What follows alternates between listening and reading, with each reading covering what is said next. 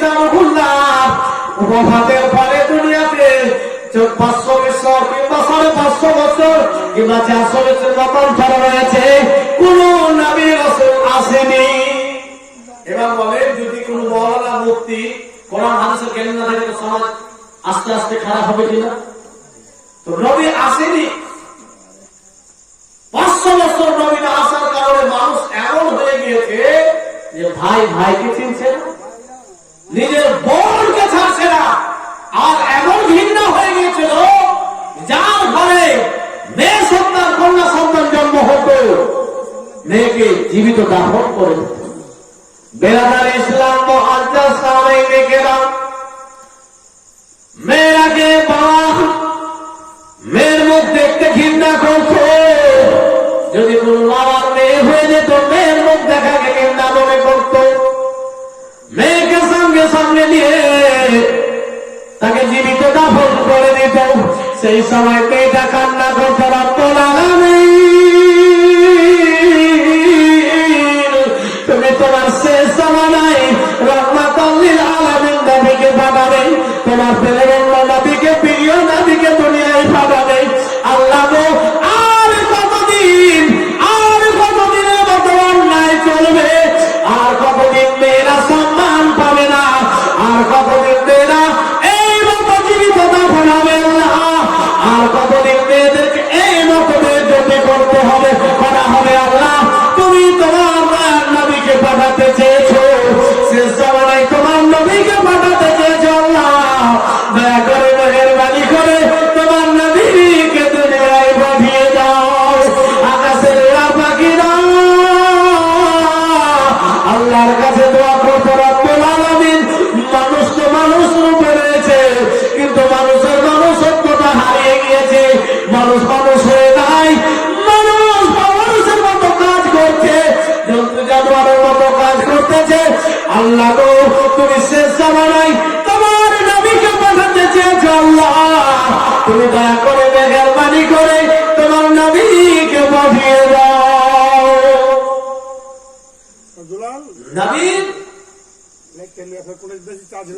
নবীর আগমনের জন্য আকাশের উড়া পাখিরা পর্যন্ত কান্না করেছিল, আল্লাহ তুমি তোমার দয়ার নবীকে মায়ার নবীকে পাঠিয়ে দাও। আল্লাহ কতদিন এই মতো কষ্ট দেওয়া হবে, মেয়েরাকে জীবিত দাফন করা হবে? আজকেও মেয়েদের উপর অত্যাচার শুরু হয়েছে, এতে মেয়েরাই অধিকাংশ দায়ী। একটু শুনবেন মা, মেয়েরাই অধিকাংশ দায়ী। কেন? যে মেয়েদের মধ্যে কুসংস্কার হওয়া আছে। কেমন? যে কালো মেয়ে যদি বিয়ে করে আমার ছেলে, তো তার কাছে কালো আসবে, তাহলে নিজেই ভাগ্য লিখে দিলেন, এখানে কালো মেয়ের থেকে ভালো ছেলে না গেলামে প্রমাণ করা দিলেন। তাহলে মেয়ে হয়ে মেয়ের সম্মান কমাচ্ছে। আজকে একটা মেয়ে বিয়ে করে বাড়িতে এসেছে, মেয়ে যদি ছাপ্পর ঘাট আল্লাহ ইত্যাদি হলো নামে আছে, তো কোন বাড়ির আমি শুনিনি বাবা বলেছে বউকে, মেয়ে বলে।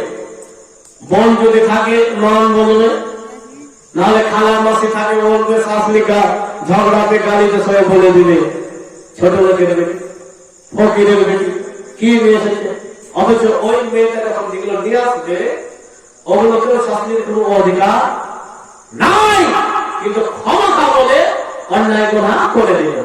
তাহলে এটাকে ছেলেরা করে, এই ছোট ছোট জিনিস ছেলেরা বলে না। কিছু ছেলে আছে 10%, কিন্তু মেয়েরাই কথা বলে। তাহলে মেয়েরাই আজকে মেয়েকে ছোট করছে।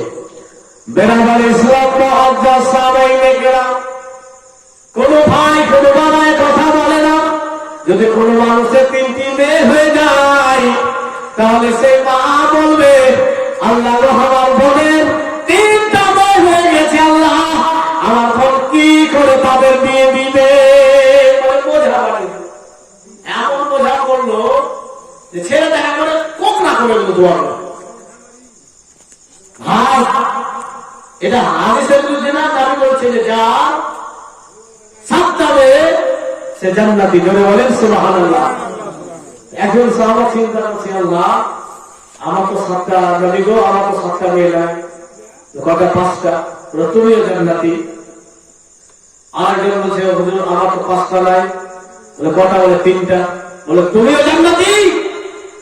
আরেকজন সব হাত বলছে ইয়া রাসূলুল্লাহ ইয়া হাবিবাল্লাহ আমার তো 3টা মেয়ে। বলে কটা? 1টা। বলে তুমিও জান্নাতি। জোরে বলেন সুবহানাল্লাহ।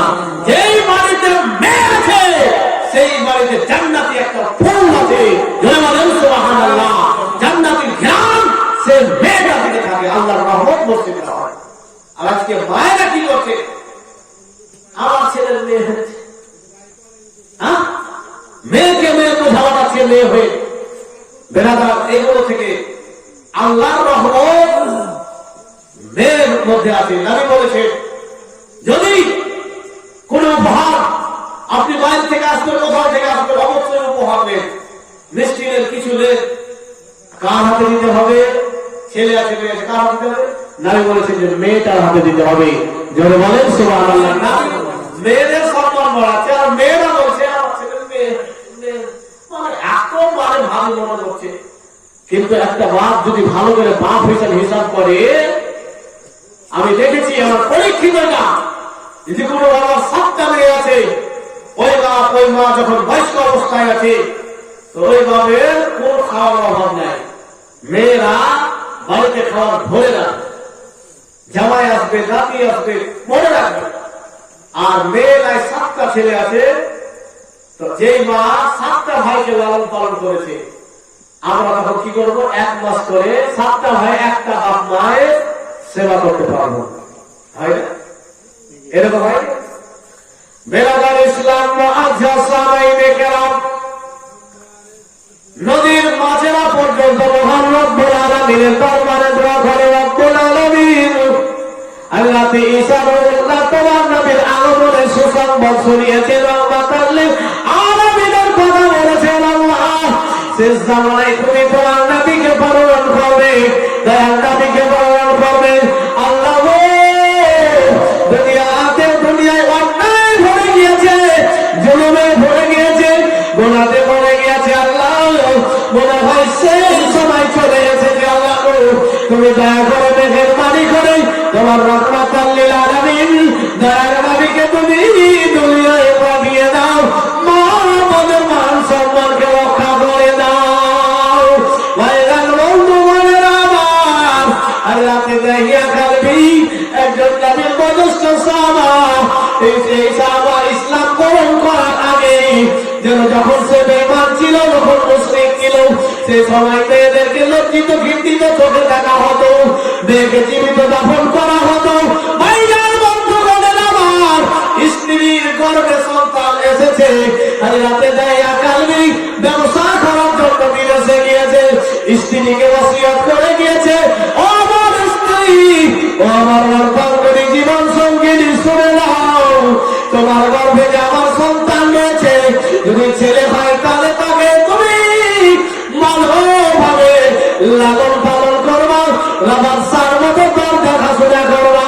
আর যদি মেয়ে হয় তাহলে তার তুমি খানা ছিল তাকে শেষ করে দিবা। স্ত্রীকে ওসিয়ত করে গেল। আর দাইয়া কালবি দেখতে খুব সুন্দর ছিলেন, জোরে বলেন সুবহানাল্লাহ। নবীর কাছে হযরত জিবরিল আসতে, কিতাব বলছে যে দাইয়া কালবির রূপে আসতে, এত সুন্দর। বেরাদার ইসলাম মুআজ্জাজ সাহাবায়ে কেরাম স্ত্রীকে ওসিয়ত করে গেলেন, যদি ছেলে হয় তাহলে তাকে সুন্দর করে যত্ন লালন পালন করে গুণগান করে রাখবে না, তার যেন ভক্তি না হয়। আর যদি তোমার গর্ভ থেকে মেয়ে হয়ে যায় তাহলে সঙ্গে সঙ্গে তাকে জীবন থেকে শেষ করে দিবে। ভাইজান বন্ধু হযরতে দাইয়া কালবির স্ত্রী গর্ভ থেকে পূর্ণিমার চাঁদের মতো চেহারা নিয়ে একজন সুন্দর কন্যা সন্তান জন্মগ্রহণ করলেন। হযরতে দাইয়া কালবির স্ত্রী মেয়ের মুখখানা দেখলেন একদম বাবার চেহারা দিয়ে এসেছেন। মেয়ের মুখখানা দেখে যেন গলায় হাত দিতে যাবেন, বাবার চেহারার সঙ্গে চেহারায় মিলতেছে। মায়ের মমতা খুলে গেল, মমতা বেড়ে গেল, উঠে জড়িয়ে ধরে কান্না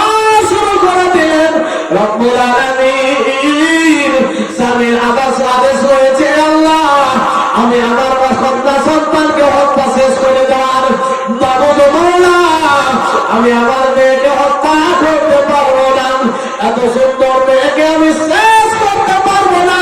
ওরা রব্বুল আলামিন, ওরা মর্যাদা কি ব্যবস্থা করা যায়? ভাইজান বন্ধুগণের আমার, এই করে দাইয়া কালবে তার মেয়েকে, স্ত্রী তার মেয়েকে শেষ করতে পারেনি। দুধ পান করালো, বুকে জড়া জড়িয়ে বললো, এমনই অবস্থায় যেন রয়েছে যেন 4 রাত 1 মাস 2 মাস এই করে করে মেয়েটা বলতে শিখেছে, বসতে শিখেছে, চলতে শিখেছে। দাইয়া কালবে যেন ব্যবসা থেকে বাড়িতে এসেছে। বিভিন্ন রকম সিস্টেম ভেবেছিলেন যে পরশানকে দিয়ে দিবে, পড়োশিকে দিয়ে লালন পালন করাবে, পরিচয় দিবে না যেটা দাঁড়িয়ে। কিন্তু মুশকিল ছিল, কেউ মেয়েকে অ্যাকসেপ্ট করতো না। যখন বাণিজ্য করা আসার পরে স্বামীকে যা কিছু খাওয়ার দেওয়ার ব্যবস্থা হলো, দিল। স্বামী সান্ত্বনা পেয়ে পরে স্বামীর সামনে দাইয়া কালবির সামনে তার মেয়ে এসে দাঁড়িয়েছে, আব্বা বলেছে। স্ত্রীকে স্ত্রী, এটা কে? সেই সময় দাইয়া কালবির স্ত্রী বলেন, স্বামী বলে, আমি বড় চেষ্টা করেছিলাম, পাশানি হওয়ার চেষ্টা করেছিলাম, কিন্তু স্বামী মুখ্য বর্ণ খারাপ, চেহারা খারাপ, তোমার চেহারার সঙ্গে মিলতেছে স্বামী। আমি তাকে হত্যা, তার গলাখানা চিপতে পারলাম না, তাকে মেরে ফেলতে পারলাম না। দেখো দেখো স্বামী, তুমি তাকে কিছু করিও না, তোমার মতো চেহারা আর মিল রয়েছে, কতই না সুন্দর গো স্বামী। আজ রাতে দাইয়া কালবি যেন কিছুই বললেন না, চুপচাপ শুনে থেকে গেলেন। ভাইজান বন্ধুগণের আমার, হাজুলার স্ত্রীজি ভাবলেন, মনে হয় আমার স্বামী মেনে গিয়েছে, মেয়েকে পেয়ে খুশি হয়েছে, সুন্দর মেয়ের মুখ খারাপ দেখে মুগ্ধ হয়ে গিয়েছে। কিন্তু জানি সেই সময় বলা মেয়ে হয়েছে, আমার তো ঘর মাথা নিচে থাকবে। আজকে কথা মায়েরা বেশি বারবার বলে, আমি হলাম ছেলের মা, ও মেয়ের মা, মেয়ের মা। এ কথার মানে কি? অহংকার করছে, বলে না? মানে মেয়ের মা হলে মাথাকে মাটিতে ঢুকিয়ে দিতে হবে। দাইয়া কালবে চিন্তা করছি, আমার তো সমাজ শেষ। আজকে ওই সমাজ ফিরে এসেছে, আমার চলে আসতে লেগেছে, অধিকাংশই হতে লেগেছে। বলে ও তো ছেলের মা হয়ে এত কথা বলা যাবে? মা ছেলের মা বলে সব কিছু বলতে না, মা সাবধানতা অবলম্বন করে, এই সমস্ত কথা থেকে সাবধানতা অবলম্বন করে। বেরাদার ইসলাম মুআজ্জাজ সাহাবায়ে কেরাম দাইয়া কালবে মেয়েকে সঙ্গে করে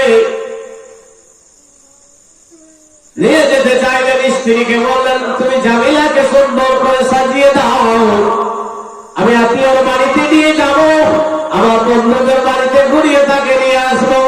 আজ রাতে দাইয়া কালবের স্ত্রী শুনে বড় খুশি হলেন। ভাইজান বন্ধুগণের আমার, মেয়েকে গোসল দেওয়াচ্ছে, দাইয়া কালবের স্ত্রী বড় খুশি হলো। হঠাৎ করে মনে মনে যেন ভাই লেগে উঠছে, না জানে আমার মেয়েকে আবার কোথায় লেগে চলে আসে, আমার মেয়েকে শেষ করে চলে আসে। ভাইজান বন্ধুগণের আমার, দাইয়া কালবে মেয়েকে সঙ্গে করে নিয়ে ময়দানে গিয়ে একটা গর্ত খনন করতেছেন। গর্ত খনন করতেছেন, আব্বাজানকে বলতেছেন, আব্বাজান কেন এই গর্ত খনন করতেছেন? মিঠি মিঠি আওয়াজে বলতেছেন, কচি মেয়ে জান্নাতের ফুল খোয়ান। আব্বা আব্বা বলতেছেন, তবু পাশানের দায় বলতেছে না, মেয়ে জামিলাকে গর্তে ফেলে, মেয়ে জামিলা যখন গর্তে পড়ে রয়েছে, আব্বাকে বলতেছেন, আব্বা গো, আব্বা জান কি অপরাধ করেছি বাবা, কি বলতেছে বাবা, কেন আমাকে পাথর মারতেছ, কেন তুমি মাটি দিয়ে আমাকে মেরে দিতে চাইতেছ? সেই সময় দাইয়া কালবির মেয়ে মহান রব্বুল আলামিনের দরবারে ফরিয়াদ করেছিল, ও আল্লাহ, তোমার শেষ জামানার নবীকে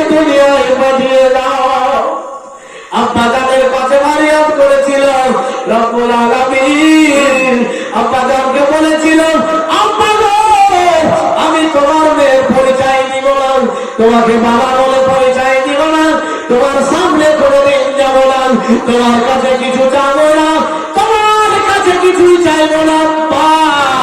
দয়া করে বাচ্চা মেহরবানি করে আমাকে জীবনে বাঁচে থাকার অধিকার দিয়ে দাও। মেয়েদের বাঁচার অধিকার পর্যন্ত ছিনিয়ে দেওয়া হতো। আর মেয়েরা সমাজের তুচ্ছ লাঞ্ছিত এখন যে বর্তমান সময় হচ্ছে সেটা নিজের কারণে হচ্ছে। মা বোন, আপনি যে বাড়িতে এসেছেন, আপনি আপনার বাবা বাড়ি ছেড়ে এসেছেন, আপনাকে এই শ্বশুর শাশুড়িকে নিজের পিতা মাতা মনে করে দিতে হবে আর তাদের সেবা করতে হবে। আপনার মায়ের বাড়িতে যেটা বলে যাবে সেটা করুন। আজকে মায়েরা কি করছে জানেন? আমার জামাই খুব ভালো, বোম্বাই থেকে কাজুর প্যাকেট পাঠাচ্ছে, কিসমিস বেদানা পাঠাচ্ছে, আমার মেয়ের নামে টাকা দিচ্ছে, খুব খুশি, জামাই ভালো, জামাই ভালো। আর যখন ছেলের বিয়ে হলো, ছেলে টাকা দিচ্ছে, সন্দেহ বলছে যে যেদিন থেকে এই মেয়েটা এসেছে, কোন ঘরের যে মেয়ে আমার ছেলে টাকা পয়সা কিছু দিচ্ছে। তুমি লোকের ছেলের টাকা দিবা, তোমার ছেলে টাকা দিবে না? বলেন তো এটা বুদ্ধিমানের কাজ? মা, যে বাবা ভাই বলছেন এটা বুদ্ধিমানের কথা। তোমার জামাই তোমার মেয়ের অ্যাকাউন্টে টাকা দিচ্ছে, তোমার জামাই ভালো, তোমাকে চিন্তা করতে হবে যে আমার জামাইটা তো কারণ ছেলে। তুমি তোমার মেয়ের অ্যাকাউন্টে টাকা দিচ্ছিল, তোমার বউ তোমার ছেলের টাকা অ্যাকাউন্টে দিবে না? তাহলে তো বদলা হয়ে গেল। তাহলে খারাপ কাকে বলছে? নিজের দিকে লক্ষ্য রাখেন, লোককে খারাপ বলতে যেন না, নিজের লক্ষ্য রাখেন, নিজের কোষার দিকে দেখেন, নিজেকে লক্ষ্য করেন। আল্লাহর কোরআন বলছেন, মান আরাফা নাফসাহু ফাকাদ আরাফা রাব্বাহু, যে নিজেকে চিনে নিল, নিজেকে বুঝে নিল, সে আল্লাহ তাবারাকা ওয়া তাআলাকে চিনে নিল, জেনে নিল। তাহলে নিজেকে চিনতে গেলে আল্লাহকে পেয়ে যাবেন। আল্লাহ